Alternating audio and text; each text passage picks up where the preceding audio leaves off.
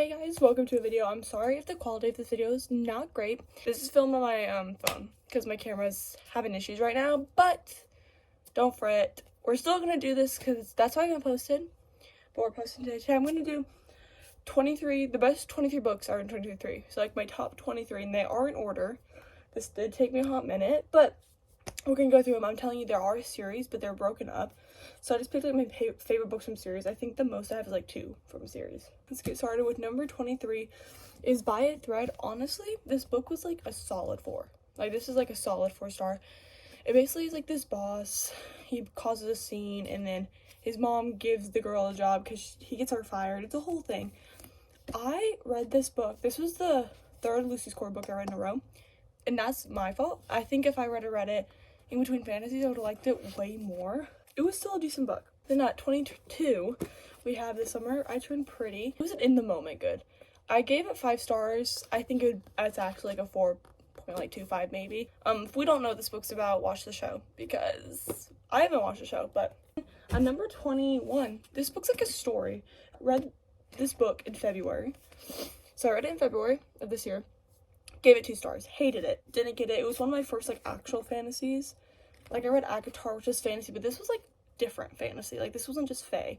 Gave it 2 stars, didn't like it, and I pre-ordered the second one. I had it, and then I got it, and it was just sitting on my shelf. And I was like, it's so pretty. I feel like I just gotta read it. So literally like a week ago, picked this one up, read it, gave it a solid 4. Like it's a solid 4-star. It was like way better than the first time I read it. It's definitely a slower start, but book. This is 20. We have Clockwork Angel. I didn't even know the name. If you do not know Cassandra Clare, you've not dipped your toes into Shadowhunters, this is a great starting spot. I read this before Mortal Instruments. I haven't even read Mortal Instruments yet, but I'm doing the reading order wrong, so I'm scrapping and starting over and reading Mortal Instruments in 2024. So good. Shadowhunters. Like, I don't want to, like, there's not much to say. Just read a Shadowhunter book. Like, I'm telling you, if you want fantasy, you want a little bit of romance, this is the best love triangle, okay? Moving on, at spot 19, we have Two Twisted Crowns by Rachel Gillick. Picked this bad boy up. Loved. Ate it up, devoured, everything above. It's a sequel, so I can't tell you too much. But the magic system in here is insane. It's romantasy. Elm. Just, you guys gotta read it. That's all I gotta say. At spot 18, I read this book. Oh, you can see what she is. Crooked Kingdom. I read Crooked Kingdom. I think it was like the 4th book I read in the year, so very early on. It's an amazing book. It's also a sequel, The Six of Crows, which Netflix canceled. 17? At spot 17, we have Part of Your World by Abby Jimenez. I am not a romance girly anymore. I'm more of a fantasy girly, but I read this one sitting. 5-star read. Abby Jimenez is probably my favorite romance author. Only book I've read by her, but still, like, come on, guys. Like, you have to read it. If anything, there's an age gap. I will say that she's older. She's a doctor. He's a sweetheart. There's a goat. There's a baby goat. I'm gonna get teary-eyed. At spot 16, we have Six of Crows. I talked about Crooked Kingdom, but basically, Six of Crows, 3rd book I read this year, so very early on. Basically, they go on, like, this heist, and there's magic, and there's criminal, there's Kaz, there's morally gray Kaz. Need I say more? Read her, give her a shot. And spot 15, we have These Infinite Threads. The second to This Woven Kingdom, once again, took me by surprise. This book, phenomenal. Like, I liked it so much that I was like, I felt like I shouldn't. Because I've heard mixed things about this duology, which a 3rd's coming out. I cannot wait for. The only thing that got me is this is definitely middle book syndrome. Like, this is no plot, just vibes. At spot 14, we have Queen of Nothing. The Cruel Prince, The Folk of the Air series. I read all 3 of those. I read The Stolen Heir. I love. Like, they're short, they're sweet. Like, and I was assigned it for school. Can you believe that? And she made the list. This is the 3rd in the series. Can't say too much. Just, we follow our main character, Jude. And she's a baddie. And Cardin's a hottie. He is actually morally gray, though. Moving on. At spot 13, hopefully, we have Things We Never Got Over. I read this it was STAR testing. I live in Texas. If you don't, there's a bug. If you don't know what STAR testing is, it's state testing. So we sit, we test, and then for the rest of the day, while everyone else waits to finish testing, you read. Or you sit there. And I picked up Things We Never Got Over. Knox, he's grumpy. Naomi, she's a runaway bride. Now, move on to number 12, hopefully. We have Kingdom of Flesh and Fire. This is the second in Blood and Ash. Blood and Ash is definitely, episode 1, episode 2, same plot, different vibes. But I loved it. Like, it was so good. Like, yeah, they didn't do anything for any of it until, like, the last few pages. I don't care. I love the love interest. One more can I say? I spot, hopefully, 11. We have Things We Hide from the Light. I'm gonna just read you the blurb. This is also the second in the Knock 'Em Out series, so Things We Never Got Over. Police Chief Nash Morgan is known for 2 things: being a good guy and the way his uniform accentuates his butt. 10? I think we made it to our top 10. We have another Cassandra Clare book, Lady Midnight. This is a part of the Dark Artifices. I don't think you're supposed to read this until, like, after you read Immortal Interest, because there's definitely characters in here that are from the Immortal Interest series. I already know what happens in that series. I'm gonna read it anyway, but I knew what happened. But super good. I loved our characters in the Forbidden Love. Like, we've all read a Forbidden Love, right? But this is, like, actual Forbidden Love. So good.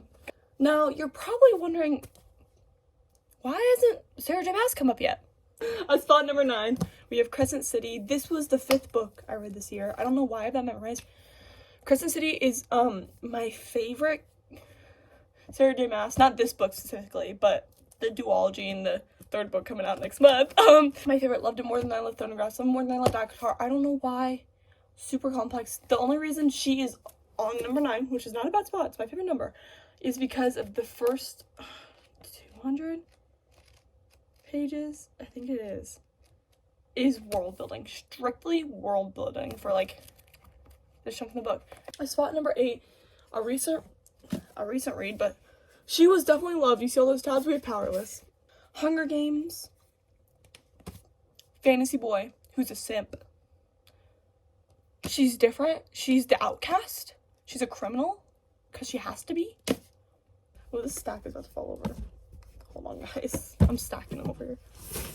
It fell. It's fine. Number 7. Air of Fire. Throne Glass. Made it up here. Whew. What can I even say? What can I even say? This is where everything turns. This is 3rd or 4th, depending on how you read it. By publishing order, I think it's technically 3rd. Or Assassin's Blade's 0.5 or whatever. Anyways. Turning point for our main girl, Selena. Or Selena. I cannot. Fantasy names, I can't do it. 2. Oh, no, I'm right. 6. We have Daughter of No Worlds. I read this book, I think, in 2 days. This book is so good. Like, it's a 6-star. Like, it's in its own category. I immediately, like, sometimes I'll read a book, even if it's a 5, it ends up being, like, also, even if it ends up being a 5-star read, I'll have to sit for a second and be like, I'm not sure. There's, like, some flaws. And then I'm like, okay, it's 5-star. This was no, like, I didn't even have to think about it. Oh, Max is so, oh my gosh. Like, I just loved his character. Like, their banter. The story is so good. I haven't finished the series. I think I'm gonna try to finish it soon. I think I need to reread this before I go back into it, though, so. You've been probably wondering, where's that one TikTok famous book? In 5th place. We have 4th Ring. You will notice Iron Flame is nowhere on this list. Iron Flame respectfully flopped for me, but 4th Wing did it. Could have been... Okay, I'm so glad it's a series, and I hope Iron Flame's just middle book syndrome or something. But I know the ending did not... It called for a 2nd book, but Iron Flame kind of ruined the magic for me. This is number 4. So, place number 4 with Queen of Shadows. This is my favorite Throne and Glass book. This is, let's see how many pages she is. 650-ish. Read in one sitting. Number 3. This one was a big shocker. I really did not expect to love this book as much as I did, and I get why people hate it. In saying that, we have Swordcatcher by Cassandra Clare. This is the only Cassandra Clare book I've ever given 5 stars. It is 600 pages of world building, I will tell you that now. It is basically carbon copies of almost half the fantasies you've read. But is it still everything? Yes. We have Swordcatcher. His name is Kel, I think. Stupid name, but we're gonna go with it. And basically, a sword catcher he's the prince's double. So if the prince is in any danger, instead of sending the prince, they send him. And he was like an orphan slave, so he kind of loves like the royal family. And then we have Lynn, I'm pretty sure her name is. Yeah, Lynn. She's like, this Wolven Kingdom kind of reminded me of this book a little bit. But she's like a magical people kind of thing, and they're kind of outcast from society. They end up meeting through the Rage Picker King, I think his name is. And he's like the criminal underground, like criminal crime boss. We have Red Rising. I think I've talked about this book on this channel at least once or twice. It's been in a short once or twice. This book is amazing. Hunger Games in space, basically. She is Tab with love and care. Also, if you don't even have to hear the plot. Wait. I am going to read you one of these quotes, though, because... Oh, yeah. He says, "What do you live for? Is it for me? Is it for family and love? Or is it for some dream? It's not just some dream, Darrow. I live for the dream that my children will be born free, that they will be what they like, that they will own the land their father gave them." He says, "I live for you." She kisses my cheek. "Then you must live for more." Now our number one book of the year. We all saw it coming.